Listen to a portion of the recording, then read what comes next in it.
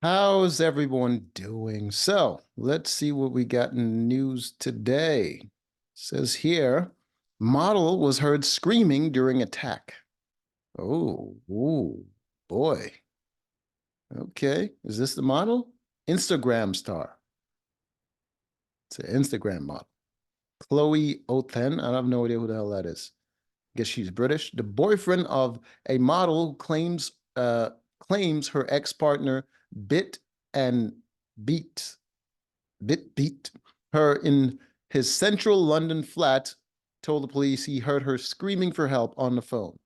Okay, so her boyfriend, she was in another guy's apartment and he heard her on the phone. So what did he call her to find out where she's at? And then the dude that's beating up the cheeks answered the phone and then she started screaming for help. That seems suspicious to you. Chloe Othen, 33, was also punched in the head 30 times by Ricky Lawrence. I would be worried about him. Are you dumb? Fist versus head. You're losing. You punch someone 30 times in the head, your hands are broken. Are you dumb? Wow. The prosecution said Mr. Lawrence has strangled Miss Austen, prevented her from leaving his flat. Like punched in the head, screaming, strangling. It is very casual mention of violence, and this is the results.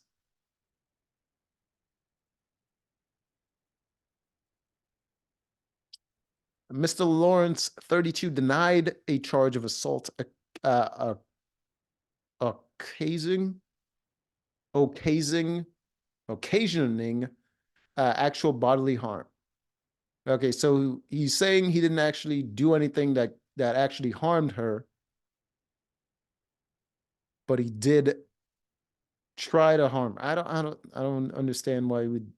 Okay, in 2020, oh, okay, the businesswoman and Miss O10, businessman, okay, and Miss O10 had been in a relationship earlier in 2022, but were still sleeping together despite the model having a new boyfriend, Bora Gogok,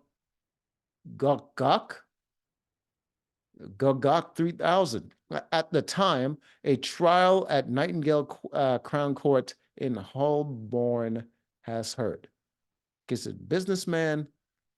Okay, so he's a sugar daddy, and I'm guessing this new guy is probably the new sugar daddy because she is a model, and models are broke, and they're really just high class prosti. Jeweler, Mr. Gagok. Okay, so he's a jeweler. So he's a second freaking sugar daddy. Told jurors he called Miss Oten's phone on the morning of the alleged assault because he was worried about her. You were worried about her? Why do you have reason to worry about her? But Mr. Lawrence answered the phone and threatened them both. Exactly. Because she's two-timing them. She's two-timing both of y'all. Oh, you're both just wallets. Ricky Lawrence. Okay, so this is the guy. Okay, so I'm guessing the jeweler guy is probably like a fat and disgusting. And this dude, although he has money, he's somewhat attractive to her. So she's going back to him to get get the guts done in, and then the other guy is just there for the cash payments. Mr. Gugok, Guk Oh, he is a cuck. Um, said he told me she's here if you want to come and get her. I'll end you both and stab you in the neck. Okay. Okay, that seems like it's out of context. It sounds like he said she's here if you want to come and get her, and the dude's probably on the other line is probably threatening him, and then he's like, freaking, I'll end you both if you like if you attack me or whatever, because that's just a weird sentence. If you say she's here if you want to come and get her, but then he'll end you both and say like what the threat and the first sentence doesn't go together because he's not saying come here.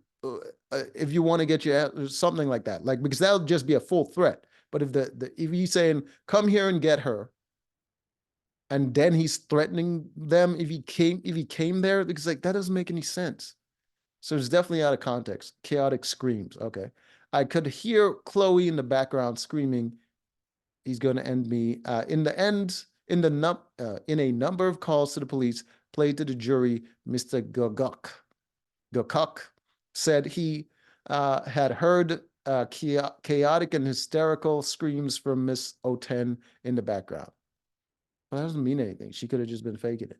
Uh, so it could have been a situation where he answered the phone, because if he's answering her phone, that means he already had suspicions that she was doing something and she was probably trying to hide it from him. And he stole the phone from her. And then he answered it. And you, the other dude, is the one on the other line. And she's probably like, oh, nothing is going on between me and him, like whatever the hell. And then she starts panicking and she starts screaming. Because like that's the only way it makes sense. Because she's two-timing these guys. Mr. Gokuk told the police phone operator, my girlfriend is being held by her ex-boyfriend against her will in his place right now. She's screaming for help. Sir, did you hear what you just said? Your girlfriend is at another man's place who used to be in a relationship with her, but you think she's being held against her will? Are you sure it wasn't just that she didn't want to have the argument and probably he has her phone and she doesn't want to leave without her phone because you're talking to him on her phone, right? The witness also said he's violent, very violent. He stalked her. How did he stalk her? She's at his house. You don't stalk people that come over to your house. This man is deluded. No wonder he's a goddamn sugar daddy. He's deluded. Mr. Gokuk told the court Miss O10 was in a really bad state and covered in bruises, bleeding, and crying, claiming she did not want to go back to his house in Kensington because Mr. Lawrence knew where he lived. Bruh, she's lying to you. Are you serious? She doesn't want to go over to your house. She just went to his house. She doesn't want to go over to your house because probably when you get there, you're going to have questions. Because he knows where you live, even though you called the police already and you could possibly defend her. And you easily got her out of his house, which means he wasn't holding her against her will in the first place. And all those bruises were probably from mutual combat. Like I said, he had her phone, which means she was probably trying to wrestle the phone away from him, which means that's probably how she got injured. And she was being kept in the house. Like these people don't, either they lack the intelligence or they're just that deluded that they just want to believe whatever story this woman says. Tony Wyatt, defending Mr. Lawrence, asked Mr. Gukuk if he was jealous of the model's sexual relationship with the defendant, to which he replied, no. No, dude, you just claimed she's your girlfriend, and this dude is still sleeping with her while she's with you. No. If you're going to tell such an obvious lie, nothing else you say can be believed. Mr. Wyatt also accused Mr. Gukuk of losing his temper and assaulting Miss O10 that morning, which the witness denied, said absolutely ridiculous. I believe it. I freaking believe it because you just found out she was lying to you, and then when you get there to get her out of the house, you're like, "What are you doing over at his house?" And then and then you lose it. You lose it, and that's probably why she didn't want to go to your house because you were going to beat the brakes off of her. Mr. Gogok claimed Mr. Lawrence bit and bashed him up. He said to the defense barrister, the person on trial here is Ricky Lawrence. The fact that you're trying to turn this on me sounds ridiculous to the jury. Bro, you're the one, you're the goddamn witness. Like the lawyer wouldn't be doing his job if he didn't say something. The trial continues. This is weird, man. This is weird.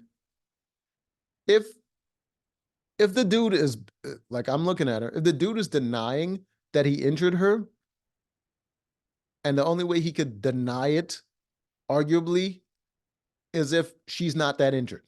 If none of the accused attacks match up with whatever injury she claims she has, that's the only way that's happening.